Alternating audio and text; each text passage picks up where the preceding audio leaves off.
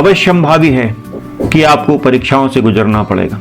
अब हर व्यक्ति की परीक्षा अलग हो सकती है और हमारे नेत्र जो हैं इन दैवी शक्तियों को, आसुरी हो या दैवी शक्तियां हों, इन दोनों को देखने में हमारे नेत्र समर्थ नहीं है।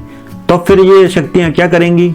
ये प्रत्यक्ष रूप से हमारे समक्ष ना आकर ये स्वप्न के माध्यम से हमारी परीक्षा लेने आएंगी, या यदि आसुरी शक्तियां हैं तो विघ्न डालने के लिए भी स्वप्न की अवस्था में आएंगी। तो ऐसी स्थिति में आपको अपना व्रत भंग नहीं होने देना है। मनोनिग्रह का आपको अपनी पूरी ताकत लगा देना है। इसलिए हमने कहा कि आपको निद्रा की अवस्था में भी अपने इस व्रत को खंडित नहीं होने देना है, कि कोई भी लालच हो, कुछ भी हो, हम अपने इस व्रत को खंडित नहीं होने देंगे। कठिन साधना है लेकिन करेंगे तो हो जाएगा।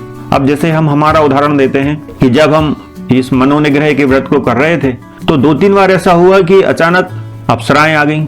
इतनी सुंदर स्त्रियां जो पहले हमने कभी नहीं देखी थी, आके वो नृत्य करने लगी, हमारे व्रत को भंग करने का प्रयास करने लगी। अपने नृत्य से, अपने भिन्न भिन्न शारीरिक संचालन से वो हमको, हमारे मन को लुभाने का प्रयास करने लगी और हमारे व्रत को भंग करने का प्रयास करने लगी। जब हमने देखा कि ये अप्सराएं आ गई हैं और हमारा व्रत भंग करना चाहती हैं, तो हमने उस स्वप्न को बदल दिया, सपना चेंज कर दिया, दूसरा सपना लगा लिया। तो अब आपको लगेगा कि ये क्या झूठ बोल रहे हैं, क्या है, लेकिन ये सत्य है। क्योंकि जब इस प्रकार के व्रत किए जाते हैं मनोनिग्रह जैसे, तो आपके मन को अनेक शक्तियां प्राप्त हो जाती हैं। तो ऐसी कोई शक्ति प्राप्त हुई होगी कि हमने उस स्वप्न को बदल दिया, दूसरा सपना लगा लिया। लेकिन 1-2 बार ऐसा भी हुआ कि हम उस स्वप्न को बदल नहीं पाए। एक दिन तो ऐसा लगा कि जैसे अप्सराओं ने आक्रमण जैसा कर दिया हो। तो शुरू में हमने बहुत प्रयास किया और उस स्वप्न को बदलने का भी प्रयास किया, लेकिन हम समर्थ नहीं हो पाए।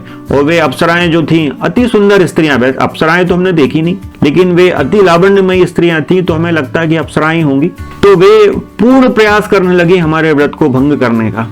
तो फिर जब हम असमर्थ हो गए, हमारा ध्यान उनकी ओर जाने लगा, तो फिर अब हमको लगा कि हमारे बस का नहीं रह गया। तो हमने बजरंगबली को पुकारा कि हे हनुमान जी, हमारे व्रत की रक्षा करो। हे हनुमान जी, ये दृश्य हटाओ हमारी दृष्टि से, नहीं तो हमारा व्रत भंग हो जाएगा। हनुमान जी इतने दयालु हैं, इतने कृपालु हैं, उन्होंने तुरंत उस स्वप्न को वहां से हटा दिया, दृश्य बदल दिया और हमारे मन को कंट्रोल किया। इसलिए हमने निवेदन किया कि इस व्रत में हनुमान जी की आवश्यकता आपको पड़ेगी, या आपके कोई दूसरे इष्ट हो जिनसे आपका अगाध प्रेम हो, जिन पर आपको भरोसा हो, उनकी सहायता की आवश्यकता आपको पड़ेगी। तो आपको स्वप्न में भी अपने व्रत की रक्षा करना है। इस विषय में संपूर्ण वीडियो देखने के लिए इस शॉर्ट्स में ऐड की हुई लिंक के माध्यम से चैनल पर जाएं।